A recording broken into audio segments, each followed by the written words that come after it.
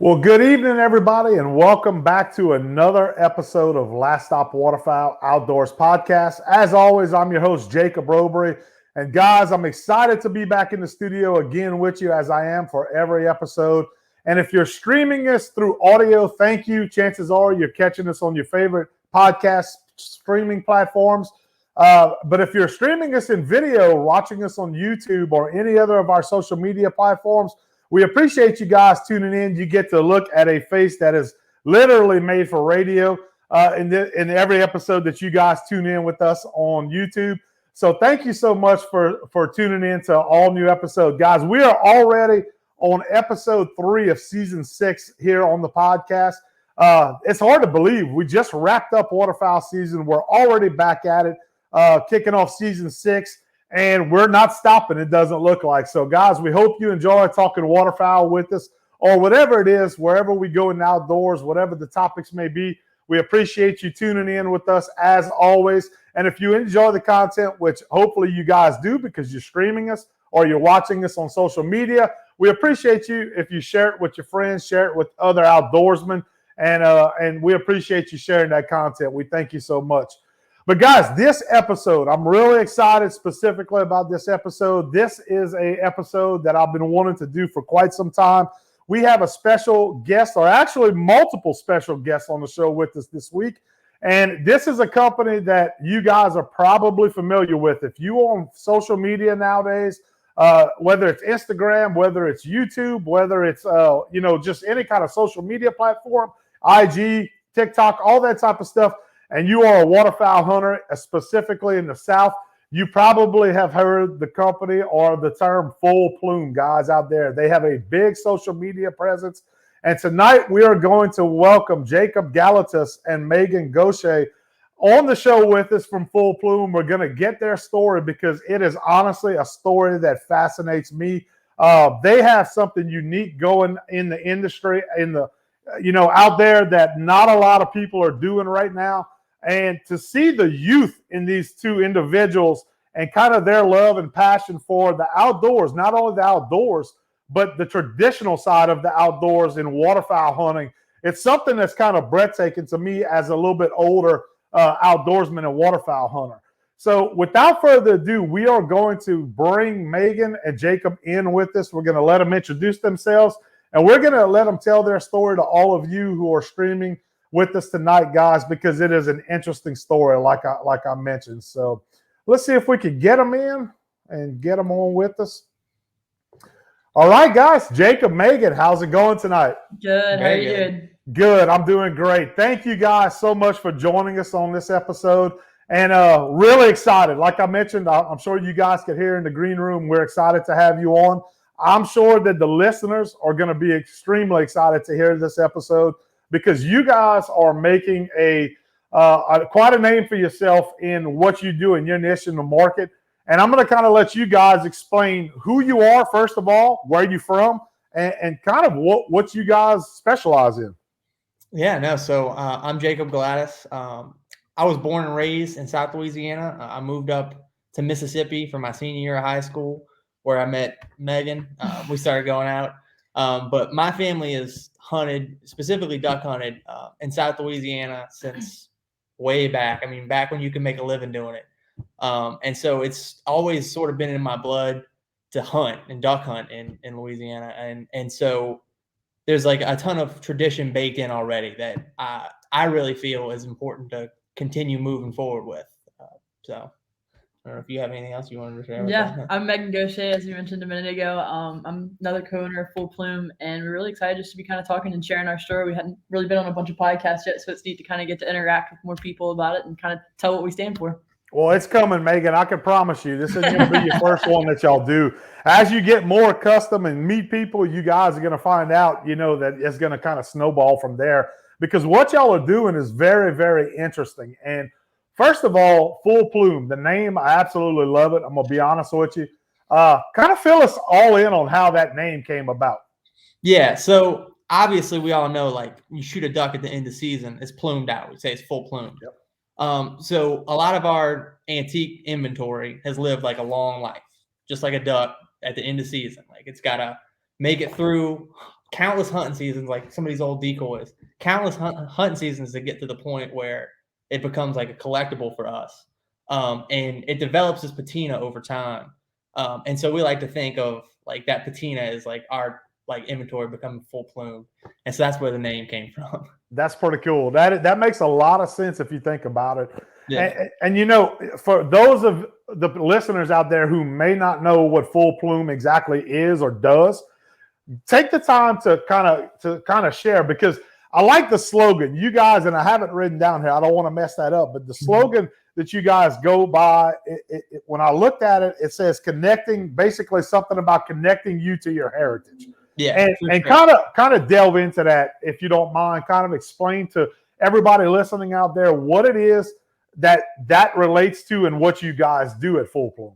Yeah, for sure. So our slogan, you'll see it on a lot of hats, all that stuff, is making them like they used to. And when we were kind of working with our designers and all that stuff, kind of bringing that idea forward, is when we started the company, we obviously started with the concept of, we've got all these products from the mid 1800s, mid 1900s, and a lot of people consider them trash, which is like, and it's a crazy idea to us. And it's just people, they don't know what it is. They don't realize, hey, my great grandfather may have hunted over that. You know what I'm saying? And it's this quality piece that carries people back for generations, that really carries value to a lot of outdoorsmen and all of that. And so when we started the company, we quickly realized that when you hold these products in your hands every day that were hand carved and hand painted, and you see the detail that went into the calls that were turned, you quickly realize, there was a quality shift somewhere in time from these. I mean, a lot of calls that are turned nowadays, I mean, they work for a while, but I wouldn't necessarily say they're all going to work for a century. You know what I'm saying? Yeah. And so you see these products, and we quickly realized, hey, not many people have the ability, to see these products. So we kind of wanted to take that and shift it into, okay, well, we've got these products here. How can we take this knowledge we now have and turn it into a new product in all these different areas of the waterfowl industry that carry the same quality of what we get to see day in and day out with our antique products? And so that's kind of how the making them like they used to came around, because we really, really, really, the biggest thing we stand by is quality when we put out new products. Yeah. But we offer obviously like a full selection of like antique inventories. So antique decoys, duck calls, old art related to waterfowl, magazines. I'm sitting here, I got a stack of probably 150 magazines from the I've seen shell boxes you guys offer, the old vintage shell boxes. A little bit of everything. If it's something that I think is cool, generally that's something we'll have. It really ends up in the office. And then we have a full selection of original products that we're expanding on every day. So got you, such as clothing, hats, all that type of stuff. Yeah. We see it up on the website, and you guys advertising. And that's an interesting point. Both Meagan, something I want to touch on that you mentioned is the quality over the years, how it's kind of not built to last nowadays. And you're so right about that, because back then we look at our whether it was generations before us, family members that were hunters, or just in general in the world out there, craftsmen, those type of individuals, they made those duck calls and all these things for hunting as tools, because they had to put food on the table back then. Absolutely. And they were built to last. They had to last because people just didn't have the money to, hey, if it breaks, I'm going to go get me another one. They had to make another one, or they had to craft another, piece to whatever it was that they were hunting with. So that's a very good point that you bring up, that things have just changed over the years, because we're in a society nowadays, and you guys probably agree with that, is that it's made to be disposable nowadays, the stuff that we buy.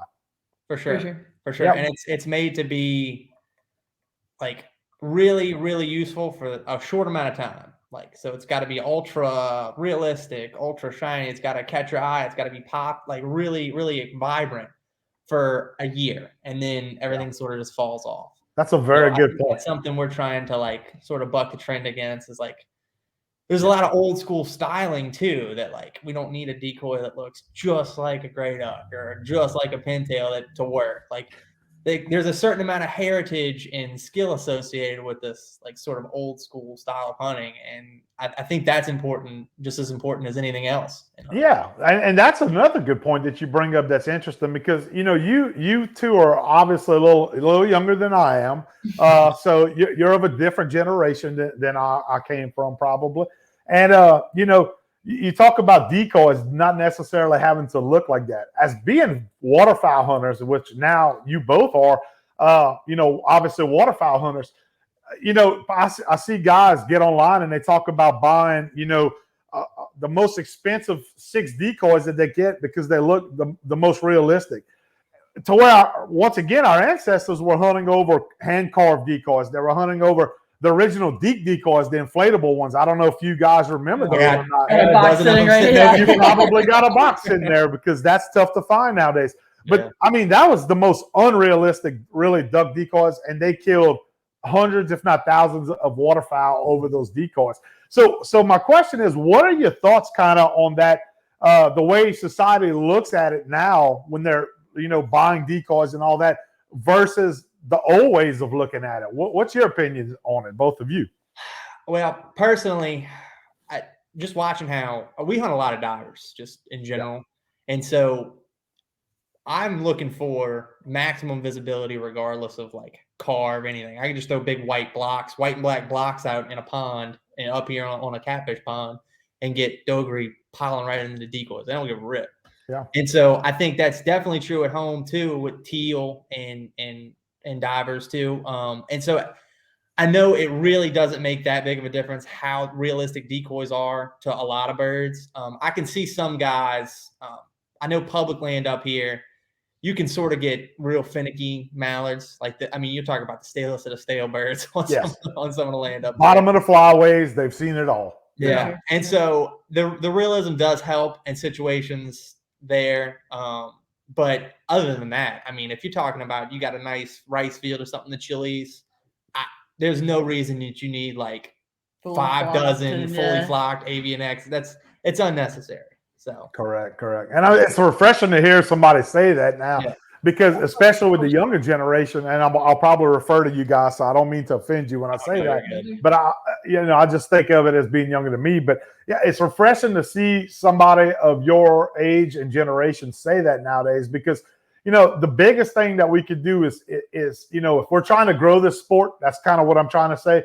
If we want to bring more people like us into the sport, and that's the ultimate goal when companies like myself or what you guys do, bring new people into the sport, then we don't want people to have to think that, hey, I got to spend thousands of dollars just to go out there and hunt waterfowl. When in reality, most of us started out with, the simplest stuff that we had in the spreads, very little decoys. You had a hand-me-down shotgun, and that's how we all kind of cut our teeth, Oh, yeah. At least most of us do. I can tell you up until about 3 seasons ago, I was hunting over the same old G&H decoys that my grandfather had hunted over for his entire life. Exactly. My dad had never bought like a new decoy ever before I really started getting into hunting. Yep. And so it's one of those things. Countless ducks have been killed over the same old decoys that now have no paint left on them. They're just like black plastic ducks. Yeah. And they float, and that's all that matters. They float.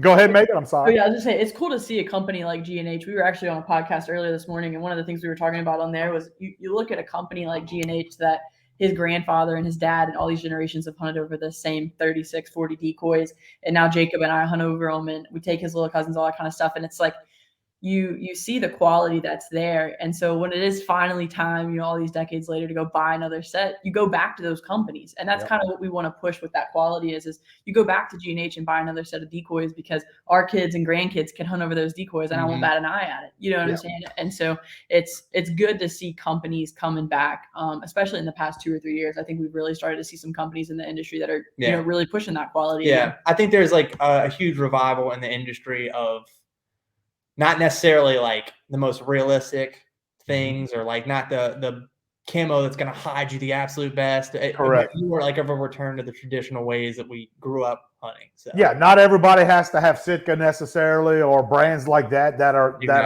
state of the art. But the old school, because waterfowl hunting, guys, and you will probably agree with this, there's a lot of nostalgia. Obviously, you guys have a company based off of that, so you believe in that. You see that there's a market for that to grow into. And a lot of waterfowl hunters, like you said, Megan, it's kind of passed down from generation to generation, which is where the heritage all comes into play. I know I was like that, and that's something that I kind of want to ask a few questions about. It's kind of give the listeners some of your background. How did you guys get into hunting? Because Meagan, if I'm not mistaken, when you and Jacob got together and started dating, you kind of got into waterfowl hunting. Is that how it went? Yep, If you could explain kind of where hunting kind of played in as a childhood to you guys, maybe from each one of your perspectives, if you don't mind. Yeah. Yeah. No, you want me to start? Sure. Yeah. So my great grandfather was one of the members at Flat Point Hunting Club, which is now Big Branch NWR. And they hunted out there for years and years and years. That's when my dad and uncle grew up hunting. And after they sort of like lost that one, we got a lease in Carnarvon, and that's where I've grown up hunting. That's where I've hunted my entire life. That's where they've hunted their entire life. And so we've always hunted. Like, it's just something we've always done. Like, everybody's in my family, all the men have hunted. It's like the single like uniting factor of all of us. Like, we're very different people, but we all hunt, and so it's something to talk about all the time. But my earliest memory, like, literally, I think my first memory, I was 5 years old. This is like one of the earliest things I remember. I can remember my dad walking across the parking lot at the EBI boat launch in Carnarvon, because he left his hip waders in the truck and he's loading them up in the boat, ready to go out that morning. And so when I was little bitty, I started going when I was 5. And my grandfather would make sure that I always had the Red Ryder BB gun out there so that I could shoot at the decoys in between flights. And so it's just been something we do. Like, that's part of your family tradition. Yeah. Come November, it's time to hunt. And so we just go out there and we hunt, regardless of whether or not there's birds, whether or not the weather's good, whether or not we even got water. We'll just hunt the lake. Like, we just hunt. So it's always been a part of like who we are, and I think it's very important to continue that. That's right. Now, let me ask you this: was the family involved in deer hunting, or that? What made waterfowl special? What was it about waterfowl hunting, Jacob, that kind of everybody could kind of come together for waterfowl hunting? Or was it that the family just hunted everything? That's just how it was. No, for a long time it was just ducks. I moved up to Mississippi a couple of years ago, and me and my dad will deer hunt here and there. But it's just ducks. I mean, growing up, we didn't have anything but ducks in Louisiana. Up until a couple of years ago, I think my uncle killed the first deer in Carnarvon like 3 years ago. Killed it on like a ridge, and we were like, I didn't even know there was deer out there. We've never seen them before. We were all laughing. We were like, "You didn't shoot that there." Like, it's wild. Like, obviously we got pigs and stuff, but the main thing we've all done was hunting. My grandfather hunted ducks, but he did all kinds of stuff. He would duck hunt. He ran crab traps commercially when he actually married my grandmother. He awesome fisherman. He would run shrimp out of his he would actually shrimp out of his little John boat with a 15 horsepower. Oh yeah, I've heard stories like that. Yeah, and so he did everything, but each of the kids sort of picked up a thing. Like, my aunt likes to run crabs. My uncle does a lot more fishing than we do in South Louisiana. But one thing that my dad, my uncle, all of his sons did was duck hunt. We duck hunt. Like, that's it. Yeah. And it's the one thing that sort of unites us, like I said earlier. So it's just one of the things. I mean, it's just, for a long time, it's what we had, and so that's what we do. So, I want to say I heard something before we get to Meagan. Because Meagan's got an interesting side of her story too that I want listeners to hear. Mm-hmm. But you mentioned in something I saw, and correct me if I'm wrong, if this isn't correct, but you had stepped away from waterfowl hunting for a while, for a little bit, and then you kind of came back to the sport. Explain that if you don't mind. Kind of talk about that. Yeah. So my grandfather passed in the summer before the start of my 6th grade year, and he was obviously like a big factor in my waterfowl life. Like, he was the guy who made sure everybody had what they needed before we go duck hunting. He organized everything. He held everything together. Yep. And so after he passed, I would hunt a little bit here and there, but it wasn't the same. Yeah. And then once high school started, obviously you get caught up in the high school things. You're just doing your own thing, just being your own person. And then we moved up to Mississippi, and obviously hunting's a big deal here. And when everything shut down for COVID, I was like, well, I guess I go duck hunt. Like I got nothing else to do. Like I'm not just gonna sit here. Got to find something to do. Yeah, and so I took her for teal season one year. It was opening day of teal season, and we never generally hunt teal season in Carnarvon. It's very hit or miss for us. Yeah. And so we went out, and luckily that opening day was a really solid day. And it relit a fire in me, and ever since then, it's literally the only thing I think about, like day and night. It's just duck hunting. Yeah. And I couldn't tell you what did it, like what clicked, but I can tell you from that day, I've only thought about duck hunting. Yeah, and hey, I'm the same. I'm 43 years old now, and I'm like you, Jacob. My story's kind of, I started out 5 years old with my dad. My grandfather, my dad, they take me along. I think we all started out with Red Riders when we were that young, shooting decoys, learning how to shoot. And there's something that just never left me. I kind of went on a similar path coming up, like you mentioned just now. Got to high school, still hunted during high school. When I got to college, I came to Baton Rouge. I moved, went to LSU, and kind of got out of it, because life gets in the way. You have stuff that comes into play other than, outdoors. You're in a big city. You're not near, areas where you could do what you used to do. And then eventually I found myself right after college back to it. Something drew me back to it. Yeah. And I've always had that fire kind of in me, and with me specifically, if guys, you listen and, you follow us, that we public land hunt probably 99% of the time. There's something people approach me and they say, well, why don't you get a lease, man? I mean, you're getting older, you have sons that are coming up. It'd be so much easier to get a lease and just, walk up to the duck blind at 6 o'clock or at legal shooting time and hop in the blind and go on. But there's something that I love about public land, and when I look at it and I think about it, it's the friendships, it's the relationships that we have with people that we have absolutely no idea who they are, where their background's from. People like we sitting down with you guys right now. I've never ran into you in person. I've never sat down, but social media brought us together, and that's the magic about social media, is that we all share that common passion, but we always kind of find a way back to each other and other people like us, and the sport itself. So that's something I agree with you, Jacob. It's absolutely fascinating. There's something about it. I think duck hunters and waterfowl hunters, you just got to be a little off if you're going to be a waterfowl hunter. There's not many, even my deer hunter friends, and they'll look at us and they'll say, "What time are y'all getting up? You leaving at 2 in the morning, 1:30 in the morning to try to get a spot in line to go public land hunt? You got to be crazy, They don't even understand it. It's something that only us waterfowl hunters can kind of relate to, Yeah, for sure. I know my mom's side of my family for opening day this year in Mississippi, it was Thanksgiving Day. And so, or it was Black Friday after Thanksgiving Day. And so we left Thanksgiving dinner, like everybody hadn't quite gotten into town yet. And we were like, nah, dude, like I gotta roll, bro. We gotta be up early. So right. We were there, and like I think we were left to launch at 12 o'clock, and my cousin was like, seriously getting up? I was like, at 12 o'clock? I was like, no, we're not getting up. Like I didn't go to sleep. Like, I'm just gonna go sit in the line, bro. Like I'm not going to bed.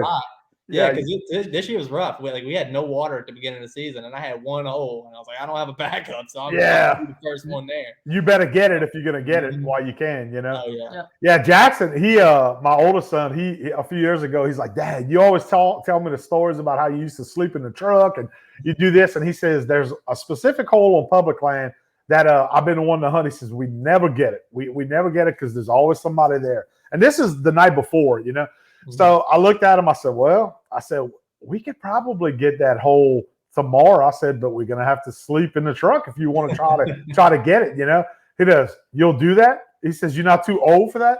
I said, no. I said, I don't think I am. I said, I can handle it still. So I said, you want to do it? We'll do it. So we did it. We get there at 7 o'clock. We get in line. There's obviously nobody there. So it's with plenty of time. We slept in the truck that night. We go the next day, and we kill 2 teal. 2 teal. And I looked. That's exactly how it goes. I looked at him. I said, this was the first time and this is the last time Dad's doing it with you. I said, No. you're getting old enough now. You can do it with your buddies if you want Yeah, to. no, we did good this year sleeping in the truck. Yeah, We got a limit of woodies that day, which, I mean, hey, for opening the day on public land in Mississippi, 9 wood ducks for 3 people. That's plenty of ducks for me. So, hey, why do woodies get such a bad rap? Do you guys have friends like I got? They're like, yes, I'm not everybody getting up here. It's like we walked out with a limit of woodies, and everybody was like, we didn't get any birds, blah blah blah. And I was showing them our ducks, and they were all like, oh, that doesn't count. And I was like, see, what the hell? Growing up in Carnarvon, we didn't shoot wood ducks, and so for years and years and years, it was like one of my top ducks. I was like, dude, I want to shoot me a wood duck. And a couple years ago, my uncle had a little timber hole on some private land. And he took us and we got it out the way. But ever since then, I'm like, we run into people at public launches coming out of the woods and they're like, oh, I won't even shoot at a wood duck. I'm like, well, that's do they stupid. taste good too? Like, I was like, Megan, that's probably awesome. the best eating duck in the damn woods, to be honest with you. They're beautiful. Absolutely beautiful. They're fun. And they're fun. They are. I'll take them all day long. I'll let all these country boys up here like duck out on them, and I'll go shoot that hole up. Jacob said, "Let a coon show you how to do that from South Louisiana." So, but I agree, man. I don't know what it is. I get friends of mine; they'll tell me because we have a camp in the Chaffalot Basin, and we do some late season. We kind of move to the woods and the timber. We move from the marshes. We go to the timber, and we have some phenomenal wood duck hunting if we want to go after them. And years wherever it's slow, we target that. Jackson and I target that, and I'll come out and I'll have buddies say, man, I'm not getting up to go kill 3 wood ducks that early, but man, I just love the experience. I like being out there. I love teaching my sons, kind of what we experienced growing up. And I mean, I'll never, Megan, I'm with you, I'll never turn them down. I promise you that. That's some of the best. It's a fun, quick morning hunt too. Like if you're in a hurry and you got to be somewhere by 9 o'clock, you can always go get some woodies. You know what I'm saying? You can get in, fill the freezer and get out. Yeah, and get out. That's right. That's exactly right. You could get in and get out. So, but Megan, your story. I'm interested to hear your story. So it's a little different than Jacob's, from what I understand. From what I've seen you talk about, you kind of got a little bit later start with hunting in your life.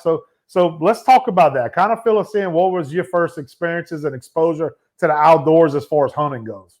For sure. So I grew up, I did some deer hunting. You grew up in central Mississippi and somebody's going to take you on a deer hunt. So caught a couple deer before I met Jacob. I always enjoyed it. Nobody in my family hunted though, so it wasn't really pursued very much. Gotcha. And I grew up, so my grandmother's got has a bunch of land out in Vaughn, Mississippi, with her husband, and they have a bunch of ponds. So I always grew up fishing, and I loved it and go out there. I have some pretty early memories similarly with my grandfather's. He did with his. He'd take us out and we'd go cut cane and make little poles and go fishing. That's just what we did when we were up there on Saturdays. And so when COVID hit, kind of like you mentioned, we kind of were like, what are we going to do? Everything's closed down. There's nothing to do. We were in the kind of a sweet spot of our life to kind of figure out who we were as people. And so we kind of started to look at, kind of reevaluate everything. And I said, well, let's go fishing. He never freshwater fished. He always fished for reds. And so he was kind of hesitant at first. He was like, I don't know about bass fishing and whatever. We'll try it. So we went up there. He'd only been up here, like a year or two at that point? Not very long. And so I took him up to my grandmother's and he probably caught 30 fish within about an hour and was hooked. And so it quickly kind of re-sparked his interest in the outdoors. Yeah. And so his dad made a suggestion, well, hey, why don't we, go back down to South Louisiana and go for some redfish, since Megan hadn't caught redfish. So we kind of traded off and we went down there and I got hooked on that. So I was addicted to the marsh pretty quickly. I'd never stepped foot in the marsh before. And I try and explain to, family and friends, there's something so surreal about it. Surreal than just being out there. It's so peaceful. But there's also so much going on that it's like keeps you on your toes. And so I quickly fell in love with it. And once again, they suggested, well, why don't we come back for teal season in a few weeks and we'll hunt in the morning, bring whatever couple decoys we had out, because they hadn't hunted in several years at that point. Yeah. And so they were like, let's come back out. Let's restart this. So that teal season, we came out. We shot, y'all shot 5 or 6 teal that morning? Shot 6 teal. 6 teal. And then we went and cast and blast and caught some redfish. And that was our day. And it was really funny because I didn't shoot any birds that morning. In fact, the first time Jacob told me before we got out there, he said, I'm calling your shots. And Jacob's dad immediately looked at me and was like, shoot him, Megan, before Jacob told me I could. And I was so excited. I wasn't scared, I guess. I should have probably been more frightened than I was. I just jumped up and not only did I pull the trigger, I had no idea. Not only did I pull the trigger, I held the trigger. And so it went boom, boom, shot me down, and I actually fell back into the boat. Oh, Which was wow. hilarious. And thankfully my gun was unloaded at that point. But Yeah. it was a pretty funny thing. But I was hooked on it. All of that to say, the funny memories just from that one hunt alone. I remember I was so mad. Everybody was shooting all these birds. I couldn't get anything to come in, and I was hooked. I had to come back out there. We were always been pretty competitive with each other. So I was like, if he can shoot a bird, I have to be able to shoot a bird. And another thing that was funny too, she had never been duck hunting before. She just deer hunted, and so me and my dad cutting up talking. It's teal season. I was getting so mad. I was like, y'all gotta shut up. She was so upset that we were talking. Yeah, she's like, well, why y'all talking so much? We're not gonna have any ducks show up. Megan, I've worn white t-shirts before and shot birds. That's right. I was blown away. I was like, what is going on that these boys are like, they're talking and they're flaring all these birds off. Like, what is happening right now? And little to know they weren't flaring anything off. We were just having a good time being out there with family, and it was good memories. But it's memories like that have had me hooked into it ever since. I mean, we tell people all the time, it's you're gonna go out, like you said, you'll shoot 2 teal and it's whatever, but you've got the memory with your son. You know what I'm saying? And so it's about being with friends and family and keeping that heritage going. That's exactly right. That's an awesome story. I wanted to hear that side of it because I heard bits and pieces. I said, I got to ask her about this. I didn't know the story about shooting a gun and unloading it. I've never shared that one before, I don't think, but it was funny. I'll never forget that feeling. I looked up at his dad with just the biggest eyes of what just happened. He was probably saying, what the hell I got into right here, you know? I was thinking, I told you not to shoot. Yeah, I told you I would call the shot. Yep. So Megan, what was the first duck that you did kill? What was the first one that you harvested? Got him over there. We went. It was a wood duck. His uncle took us. It was that same hunt he was just talking about when he got his first wood duck, and I got my first wood duck or duck at all. It was like the last week of season for Louisiana, and I had literally gone. We went religiously that season. I mean, it was literally like it felt like every day. It probably wasn't every day, but it was a lot. Yeah. And I could not kill a bird. I don't know what the deal was, but like. So you went the whole season before you got it? There was what? It was a big learning curve for her because I mean, obviously, like it's new. It was her first time, like her first season shooting a shotgun. Correct. And our first season, it's not easy. We were trying to find birds. And learning how to like moving to Mississippi, I essentially had to relearn how to hunt. We never hunted timber, and so it's like a whole different world. It is running around on public land, and so I'm just trying to figure out where I'm supposed to be looking, where I can legally hunt, like all these things, and trying to get her first ducks at the same time. And so it's like this like comedy of errors trying to get on birds. It was like I went most every hunt, but I remember very vividly there being one hunt where they finally got on birds and I wasn't there. I had a class thing and I was like, oh my gosh. And so I missed that. And after that, I've really been stuck on it. That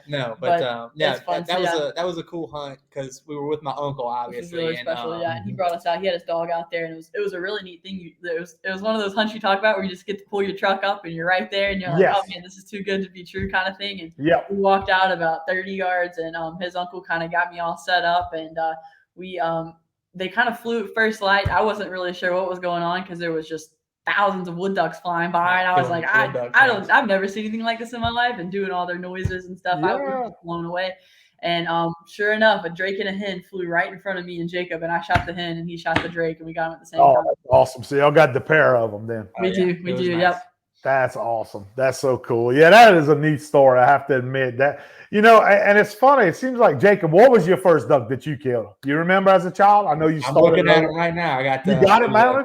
It was a blue wing teal drake, and then a green wing teal hen. That was my first 2 ducks. Wow. So, that's awesome. And to be able to mount them, that's really cool because, you know, back then when I was coming up, they just didn't mount them as much as they do probably nowadays when we mount them. And I wish I remember, it's amazing how I could remember that first duck. It was a wood duck as well. And I could remember the exact way it flew in from the blind, where it landed. And I mean, I remember it perfectly. And you just kind of never forget that. And, you know, Megan, with you killing one at the end of the season, you had to be kind of fired up, ready to go for the next season, I would imagine, huh? We were excited for sure. It's funny. A lot of guys are always making jokes. Oh, my wife, my girlfriend's not letting me buy this and that for hunting season. And for the most part, I'd say we're pretty. After that, I was like, all right, what do we got to get? Let's get it done.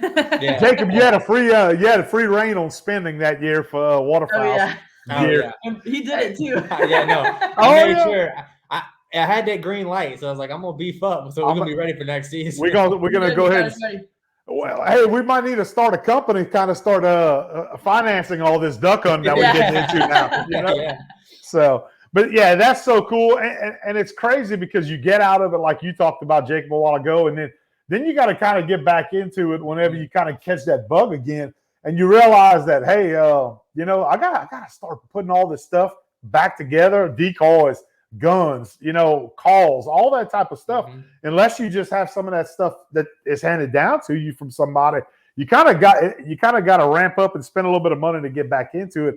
And it could be a little bit of a culture shock to when you see prices nowadays on something. Yeah, and getting back into it, not knowing what works well, where you're going. That's a good point. There's gonna be money wasted. Like, I know going back into it, like my first season, I was like, I don't know where I'm gonna be hunting, and so I need to get Texas rigs that are as long as possible because I don't know what the water depth is gonna be like. Yep. So I bought a bunch of really long Texas rigs. Then I was like, the next season, I was like, well, these are terrible for like 95% of places I hunt. They're way too long. Those make a mess. And so, like, Yeah. I was like, well, I got to buy more Texas rigs. Oh, yeah. Yeah. And so it's just trial and error, figuring things out, and figuring out, oh, I can make a Virginia rig and have long loops and just double them over. And I don't have to worry about any of that. Exactly. You kind of just, it's trial by error. I guess you just kind of learn where you are. But, you know, coming from Louisiana to South Louisiana specifically, like the marshes and stuff, like you mentioned a while ago, hunting the timber, that's completely different, you know. So, because I grew up hunting the timber pretty much. I was from the western kind of, you know, South Louisiana, but western side of the state a little bit. We had timber. We hunted a lot of, you know, woods and stuff. And then when I moved down and graduated college and I started going to the marshes, I was kind of like you. I was culture shocked because I was like, man, this is nothing like what I'm used to. There's not a hard bottom in the marshes of Louisiana, you know. And here I'm used to walking in the woods and you have a hard bottom. And here I am. I'm married. My wife is from Lutcher, Louisiana, and her dad and them hunted deer in the Maurepas Swamp their whole life. Oh, and they were there when the heyday with all the waterfowl was, you know. Yeah. And I remember him taking me out, and he's like, oh, "Yeah, go ahead, just follow us. It ain't bad, you know, to walk in the swamp here." And I'm a big guy. I'm 6'2". I'm 280 pounds. And the first step, I went straight down, and I was almost up over the waders. And he's laughing at me, and he's like, "You better learn how to walk in this swamp." He said, "You're not where you come from anymore." He says, "It's no bottom to it," and he was right, man. It takes some adjustment. We carry, like, my dad will carry chest waders or whatever, and my uncle will carry waders in case we get stuck. But other than that, I mean, that's about it. Yep. And even if we get stuck, if we're really stuck and we know it ain't gonna help, like, we're just gonna sit there and wait on whoever it is that we call. Yeah, I didn't really like. I had trouble grasping just how like sticky that mud was until one time we went with his uncle, and they took us this back way, and we got stuck. He kind of slowed down, and all of a sudden we were just beached. I mean, totally beached, no water anywhere nearby for hours. And right when we first got there was, you know, you had your boat trail from where the boat came in from the engine. And so we thought, well, maybe if we can get it turned around and get it back into that boat trail, there's a little bit of water. You got a couple inches of water from where it dug through the first time. And so Joe and Jacob's uncle said, "All right, son, get out the boat." So I'm like, okay, he's getting out of the boat. So Jacob gets out of the boat, and all of a sudden I just start seeing him going down. Yep. And Joey was on the front trying to steer it, and we ended up having to like buddy pull him out. And his I hilarious. I had a pair of neoprene Cabela's waders that were size too big. Oh yeah. So as soon as you step down into it, it's like a suction cup, and the deeper you go, it suctions harder. And so I had to unclip my waders, get out of the waders into the boat, and then pull the waders back up into the boat. Oh Lord, it's the quicksand of the South. I tell people if they're not familiar with it, you get in trouble if you're not careful. It gets worse and worse, and it can be tough if you're not from here. I tell people they'll contact us, you know, especially out of state people, and I'm sure you guys talk to a lot of out of state. They'll say, "Man, I always wanted to come down to Louisiana. I want to go down and hunt the marshes of South Louisiana." I say, you better hire somebody that knows it and can take you out, because just until you learn it, it could be a little tricky. Yeah, get yourself into trouble. Guys trying to go hunt like Biloxi Marsh and stuff, I'm like, you better know how to navigate a waterway, because like you're gonna get into a lot of trouble. You think you're gonna come in here and just run it like a like a little oxbow on the Mississippi. Like there's no you're doubt. talking about monster ships coming down these channels. Like it's not the same ball game. No, it's not safe. And we hunt that area, so I know you can get into some trouble quick if you don't know where you are, But it's definitely different. That's for certain. So, well, getting back to the company aspect of it. So, Meagan, you mentioned a while ago. You said it's something that I thought was kind of interesting. You said a lot of the items that you guys find that people consider as trash a lot of times. So, how do you guys find the merchandise, like the vintage merchandise that you offer to customers, potential customers? I'm kind of interested, without telling, I guess, too much of your secrets, But what do you guys? What's the process there? What do you do? Do you hit flea markets? Do you do that type of stuff? Go to estate sales? When you started the company? Where did you start? How did you get into that side of it? Yeah, so when we first started the company, it kind of actually started as me finding the decoys for Jacob as gifts. He always wanted them, and so I kind of got, I guess, decent at finding them that way. And we started the company so blindsided as to how fast they were going to go, and then realizing, oh shoot, how do we replenish these decoys? Like, what are we going to do? And it was really one of those things, when you start a business like this, you just got to jump and see where it goes. And it's kind of just worked from there and just kind of figuring out the holes. And so it started off, we went to some flea markets. We went to some different antique shops and all that kind of stuff, and failed pretty miserably, honestly, at it. It was a lot of people didn't have what we were looking for. If they did, there was no margins. We didn't want to gouge our customers. We were like, I'm not going to charge you $500 for a $200 decoy. Yeah, you can't overpay to upcharge somebody else. And so figuring that out, and thankfully there was just enough things here and there that led to where now we get phone calls for bigger deals. We'll have somebody call and say, hey, I've got 3,000 square foot cabin out here at this so-and-so place. Can you come look at it, and whatever you want, pick it up. We'll, go from there and kind of negotiate and figure it all out. And so thankfully we don't have to do as much digging anymore per se, but there's definitely some. We went all the way up and down the East Coast last summer for a month and met with different people all the way down and picked up stuff and just really kind of, I guess you could say, American pickers, like you said. We just started traveling. And guys, for all of you listening, I told them when we were talking before the show, I said, you guys, to me, I'm a big American Pickers fan. And I said, you are the American Pickers of my passion. I love the whole waterfowl / hitting the road, like you're talking about, Meagan, taking a road trip. Let's jump in the vehicle, go down there, and we're going to see what we can find, because that's something I wish I could have done at your age, and that's just so cool, in my opinion. I think, that you could have the opportunity to do that. Is this something that's full-time jobs now? Has this started with a hobby into a full-time job, or do you guys? It was always kind of like I would never say I thought it would take off this fast as it has. We've been really fortunate and blessed with that. But I still work outside of this. He does it full-time. But we're both full-time students as well, which a lot of people don't realize. And so we get a lot of things. Why isn't my thing shipped out within 6 hours of the order? And it's, hey, we're in class. We'll get to it as soon as we get back. Correct. We're kind of in the hiring process right now. We've got a couple people that are working for us, some here and there, to kind of make sure everybody's stuff, goes out in an orderly time. But he's actually about to start law school in the fall. So we're definitely going to have people working for us by then. But I would say in the next 6 months, if everything goes as planned, we're going to be looking to expand pretty further. We're looking to sign some different contracts for some things. And I think you'll hopefully be seeing a lot more of us growing in the next couple months, which will obviously require a lot more employees to make it all happen. Correct. That's an amazing story. You guys, like my last guest I had on, this the true American dream. When you look at it and you see what y'all have done with the company in the short amount of time that you mentioned, Meagan, and to where it sounds like it is now and where it's going to be going, that's absolutely hats off to you guys. I think I wish y'all the best, because I think you found a niche in the market where you guys have something that not everybody's doing, and nobody had even though you stumbled upon it by accident, like you kind of referenced a while ago.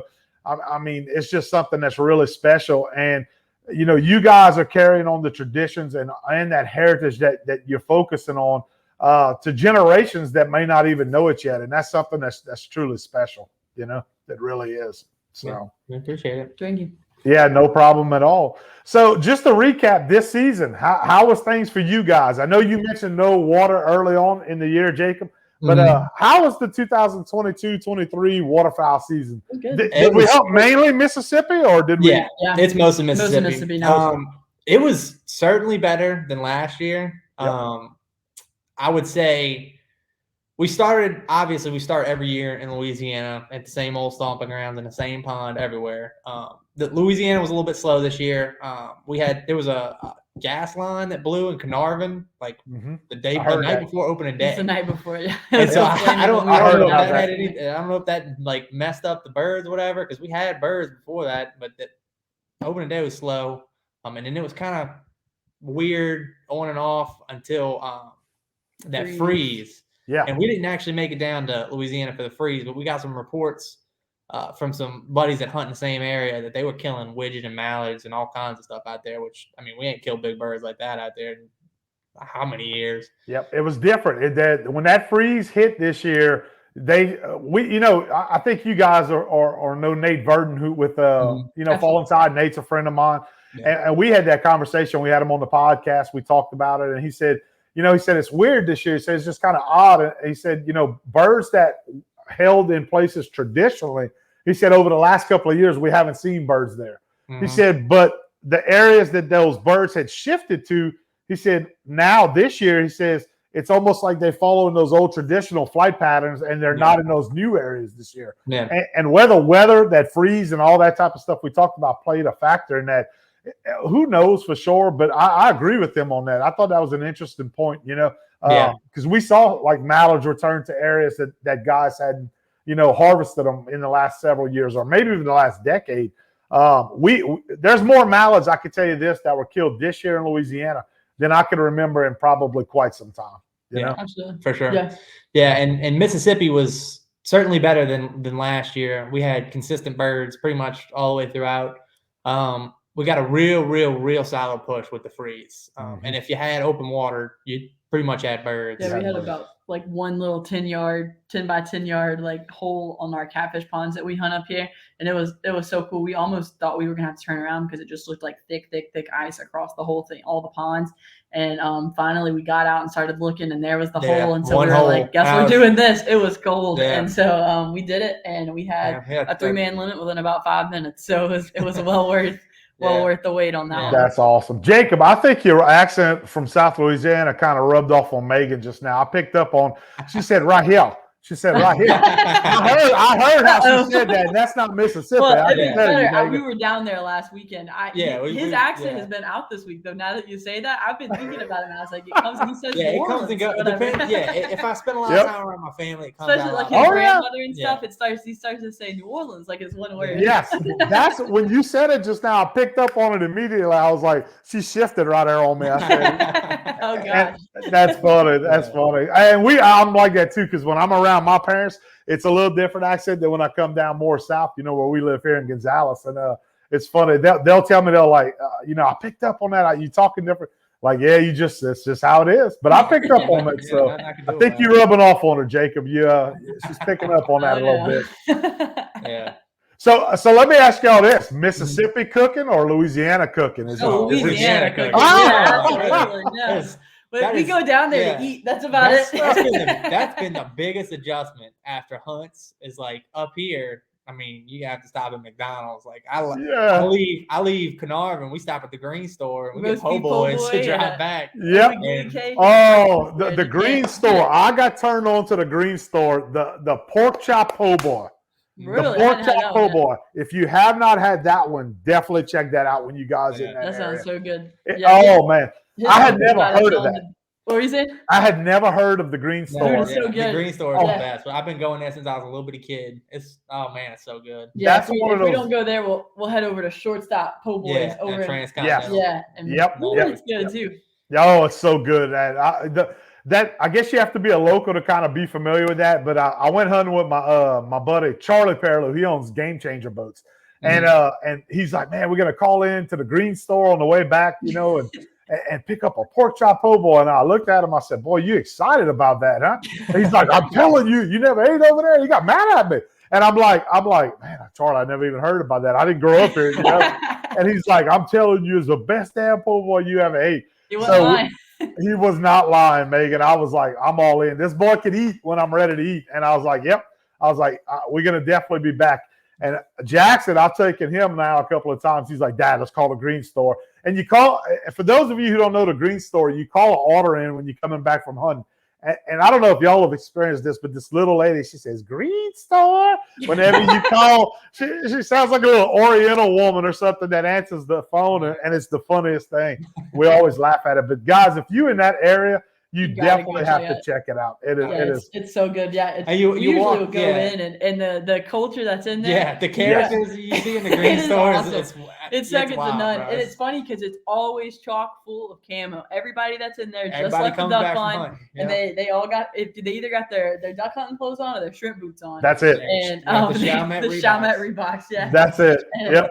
They go in there and everybody's just trying to figure out who got the most ducks of the morning, and people get mad at each other about it. But it's so funny. The guys behind the counter are singing Broadway shows, and you're like, "Where do you see this Broadway show at? Like, where did this happen?" It's a good time. It's definitely a visit that you have to make if you go through that area, and it's kind of one of the first big food stops that you can kind of stop at when you're coming out from hunting. You know, so it's unique to Louisiana's culture. It's unique to the history. Like you said, Megan, for hunters that stop in there after hunts, it's traditional for them to do that, and it's a pretty cool spot. I agree. It's so funny y'all mention that because I thought he was one of the only ones that kind of knew about it. Yeah, you hunt Carnarvon, you know what a green store is. I can only think of maybe one time in all the years that we've been hunting down there that we didn't stop, and we were booking it back for a birthday. So it was you'll always find us there on a Saturday morning if we're in town. Trying to get back home. Yep, that's exactly right. Well, guys, I have had a blast talking to y'all. I know all of you who are streaming the show right now, hopefully you guys are enjoying this.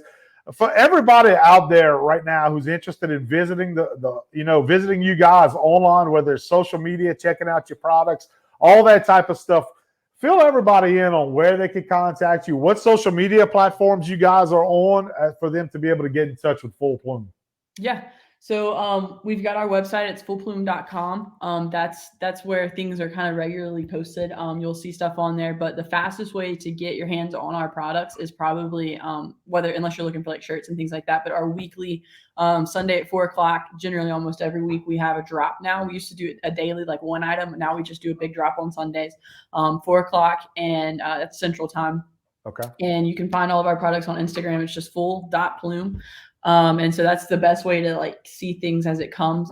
We always tell people if you want something, do not hesitate because most of our products are one of a kind. They go quick. A lot of people, we've had people like really get mad that it's gone and it goes. I mean, like we have one of our best selling products is our duck decoy lamps that we come across. And we maybe come across them quarterly throughout the year, and we'll put them on, and they always sell within the minute. And so people always get mad that they're gone so fast, and we're always like, I don't know, like they just go. So we always suggest, get it if you're looking for it. And we also have a lot of people actually reach out to us with custom orders. They kind of say, hey, I've got this wall that I want to design, this and that, and we can actually go and find the artwork for that. So you can email us for that. Yeah, or if there's if you have a dead mount that you're just getting back from the taxidermist, like I need this shell box or just anything, any call. If there's a call your grandfather used that you want, we can do our best to track those down as well. Just let us know via Instagram or Facebook as well. So that's awesome. That is awesome. Well, good. Well, guys, I can't tell you how much I appreciate y'all coming on the show. I was really excited to talk with y'all, and I'm a huge fan. Jackson's a huge fan, and hopefully we could do this again. Maybe we could do it again a little closer to hunting season or during hunting season if we get some time.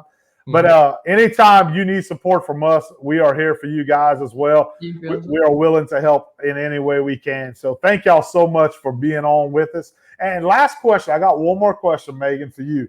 What's the weirdest item you've ever come across that you guys have sold on the website? Ooh. What's the oddest thing? We got an odd one coming in, surprisingly. We got that little game. Oh yeah. We've got a little old duck game coming in. So it's like a little handheld toy.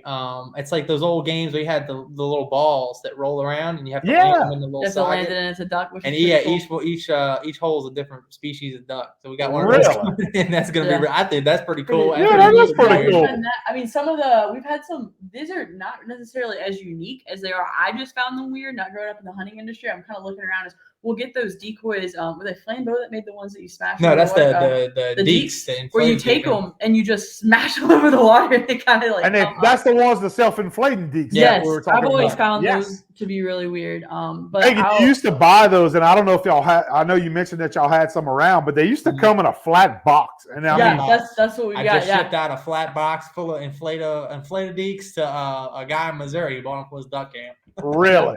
But years ago, probably 7-8 years ago, I was looking for those because the last time I saw those, Jacob, was at Bowie Outfitters in Baton Rouge.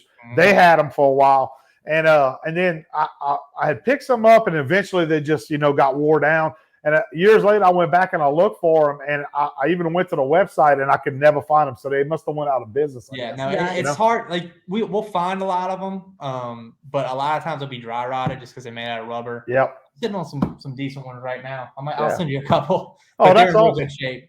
Yeah, it's hard to find them with silk color still.